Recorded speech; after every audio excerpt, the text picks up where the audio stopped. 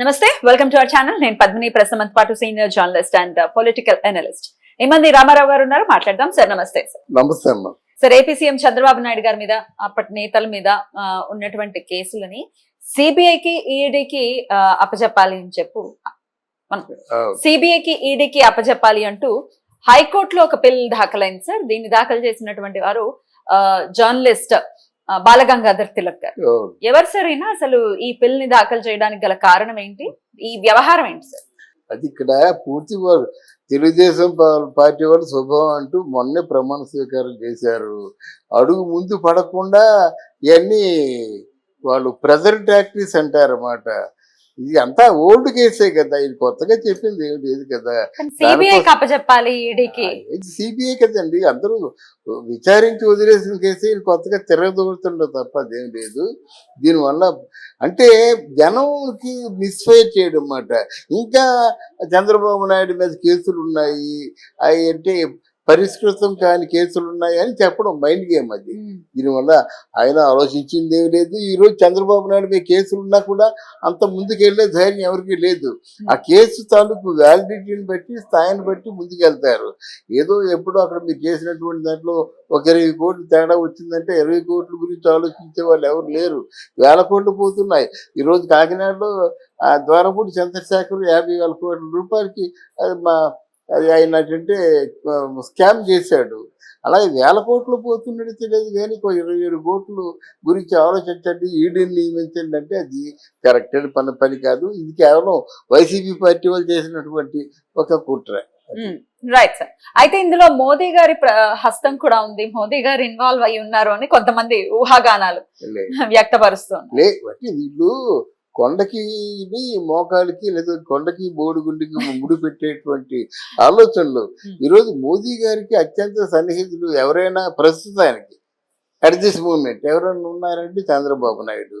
ఆయన ప్రభుత్వాన్ని 5 సంవత్సరాలు సంరక్షించుకోవాలంటే కొంచెం అరుదైన నాయకుడు ఎవరైనా ఉన్నారంటే మన చంద్రబాబు నాయుడు. ఎందుకంటే ఇప్పుడు చాలా బొటాబొటీగా మెజారిటీ ఉంది. ఇప్పుడు మిగతా వాళ్ళు కూడా అంతకుముందు నేషనల్ ఫ్రంట్ కన్వీనర్గా చక్రం తిప్పాడు కనుక మోదీకి కావాల్సిన మెజారిటీ ఉన్నటువంటి రాష్ట్రాల ముఖ్యమంత్రుల్ని కలిపే బాధ్యత, కలిపే సాహసం చంద్రబాబు నాయుడు చేయగలడు. ఈరోజు మోదీ చంద్రబాబు నాయుడిని ఎలా వదులుకోడు. అవసరమైతే జగన్మోహన్ రెడ్డిని వదిలేస్తాడు కానీ చంద్రబాబు నాయుడు వదులుకోలేడు అన్నమాట. ప్రస్తుత పరిస్థితి అలాగ ఉంది. వీళ్ళు ఏం చేస్తున్నారంటే చంద్రబాబు నాయుడికి, పవన్ కళ్యాణ్కి, చంద్రబాబు నాయుడికి, మోదీకి మధ్య ఏదో వైషమ్యాలు ఎడం అంటే వీళ్ళిద్దరిని దూరంగా జరపడం కోసం పుట్టిన రాజకీయ ప్రయత్నాలు చేస్తున్నారు. అవి ప్రజలు గమనిస్తున్నారు. అసలు ఈ పిల్స్ వేయటము అవి ఎంత దాకా వెళ్తాయి? అసలు పిల్ వేస్తారు బానే ఉంది, దాని తర్వాత కోర్టు పరిగణలోకి తీసుకోవటం, వాటి గురించి ఏమైనా ఉంటాయా? విచారణలు ఏమైనా ఉంటాయా? విచారణలు కాదమ్మా, దాంట్లో కేసుని రిఫర్ చేస్తారమ్మా. కేసుని రిఫర్ చేసి నేను కొత్త విషయాన్ని ఏమైనా చెప్పాడా ఒకటి. ఇప్పుడు ఇది స్కిల్ డెవలప్మెంట్ అని చెప్పారు అనుకోండి, దాని మీద ఎన్నో వాదోపవాదాలు జరిగిపోయినాయి. ఇట్లాంటి ఒక ఇచ్చిన కంపెనీనే తిరిగి దాంట్లో ఇంకొక డిఫరెంట్ ఎక్స్ప్రెషన్ లేకపోతే దాని గురించి ఒకసారి కేసుని విచారిస్తారు. విచారించిన తర్వాత ఇందులో నిజం లేదని తేలినట్టు కొట్టేస్తారు. అంతేగాని పెద్ద ప్రమాదాలు ఏం జరగు. అది విచారణలో సిబిసిఐడి చేత, ఈడీ చేత ఎంక్వైరీ చేయాలంటే ఒక బలగం దిగుతుంది. గ్రౌండ్ రూల్స్ నుంచి ఎంక్వైరీ చేస్తారు. ఇవన్నీ అయిపోయినాయి. స్కిల్ డెవలప్మెంట్ కేసులన్నీ అయిపోయినాయి అన్నమాట. ఎవరు అంటే వాళ్ళు కేసు పెట్టినందుకు అది ఏదో చదివింపులు ఉంటాయి. ఆ చదివింపులు తీసుకొని కేసు పెట్టేస్తారు. కానీ అధికార పక్షం నుంచి ఇలా కేసులు పెట్టిన వాళ్ళ మీద ఇబ్బందులు ఏమైనా ఉంటాయి అనుకోవచ్చా? లేదు, మైండ్ గేమ్. అధికార పక్షం ఎక్కువగా లెక్క చేయదు. ఇప్పుడు ప్రతిపక్షంలో ఉన్న వాళ్ళకంటే రేపు మీకు అందుకేరా పదవి పోయింది అంటారు. అలా కాదు కదా, వీళ్ళు నమ్మే కదా ఓట్లు వేశారు. ఓడిపోయిన అంటారన్నమాట. ఇంకా సిగ్గు రాలేదా, ఇంకా బుద్ధి రాలేదా అంటారు కదా. ఇప్పుడు అంటున్నారు కదా జగన్మోహన్ రెడ్డి, రేపు 11 సీట్లు వచ్చాయి, ఇంకా నువ్వు రివ్యూ చేసుకోలేకపోతున్నావు, నువ్వు పశ్చాత్తాపం పట్టడం లేదు, ఇంకా నీకు బుద్ధి రాలేదు అంటున్నారు అన్నమాట. బట్ అధికార పార్టీలో రూల్ చేస్తున్న వాళ్ళు ఎవరు ఏమీ విమర్శించరమ్మా. ఇదిగో ఇక్కడ మన ఒక్కొక్కరు జాతకాలు బయట పడుతున్నాయి కదా. ఒక్కొక్కరు పిన్నీళ్ళు వెళ్ళాడు, రేపు కొడాలి నాన్న వెళ్తాడు, ఎల్లుండి వల్లభ్రేణ వంశీ వెళ్తాడు.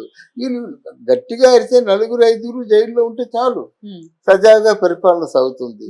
అదే జరగాలి. పరిపాలనకు అడ్డు రాకూడదమ్మా ఎవరు కూడా. కానీ కక్షపూరితమైనటువంటి రాజకీయాలు చెయ్యము అని చెప్పి జనసేనాని కూడా చాలా స్ట్రాంగ్ గానే చెప్పి ఉన్నారు. ఒకసారి రిజల్ట్ వచ్చిన తర్వాత మనం ప్రజల కోసం పనిచేయాలి తప్ప వీళ్ళ కోసం కాదు, వాళ్ళ మీద కక్ష సాధింపు చర్యలు ఉండవు అని చెప్పారు. మరి ఇలా చెప్పిన తర్వాత కూడా మరి ఇప్పుడు మీరు చెప్పినటువంటి ఈ క్యాండిడేట్స్ ఎవరైతే ఉన్నారో వాళ్ళ మీద చర్యలు తీసుకునే అవకాశం ఉందంటారా?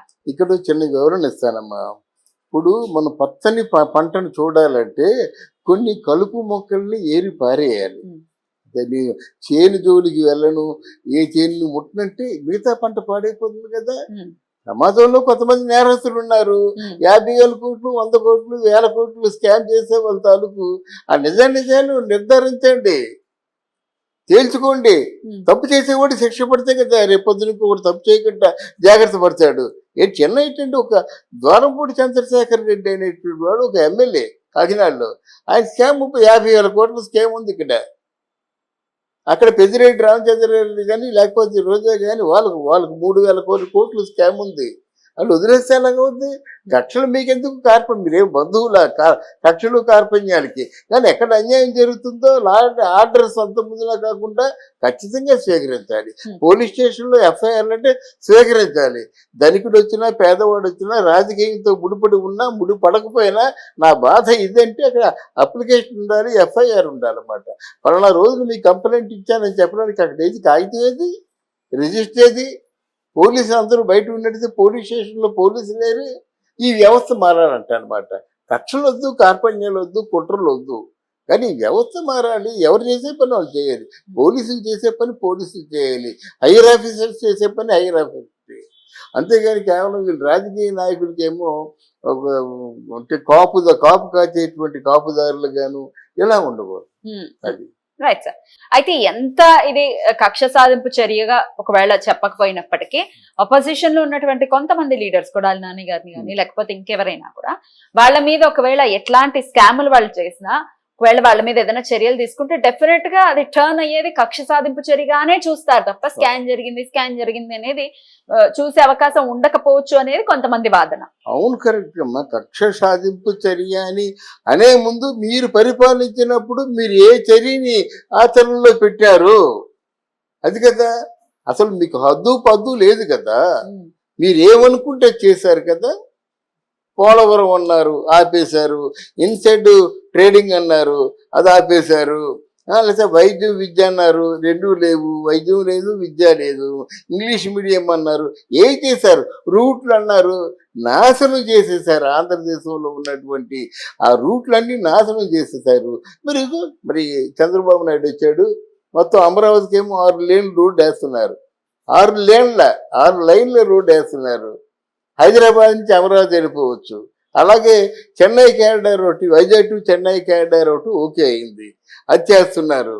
అంటే ఇలాగా ఏదో ఒక పనులు చేసి ప్రజా సంక్షేమం కోసం ఆలోచించాలి. కానీ మనం చేసే పనులు దీర్ఘకాలిక ప్రయోజనాన్ని చేకూర్చాలి. అప్పటికప్పుడు కాదు. ఒక రోడ్డు వేసామంటే ఎన్నాళ్ళు ఉంటుంది? మంచి రోడ్డు వేస్తే అప్పుడు ఎప్పుడో వాజ్పేయి టైంలో జాతీయ రహదారి వేశారమ్మా, ఎంత హాయిగా ఉంటుంది ఆ రోడ్లోనూ. ఆ రోడ్డుకి ఎంత ఇష్యూ. అది కావాలన్నమాట. కుట్రలు కుతంత్రాలు కార్పణ్యాలు కాదు మనకు కావాల్సింది. కార్యాచరణ. ఏ కార్యాన్ని ఏ కార్యక్రమాన్ని మీరు చేస్తున్నారు అన్నది కావాలి. Right, thank you.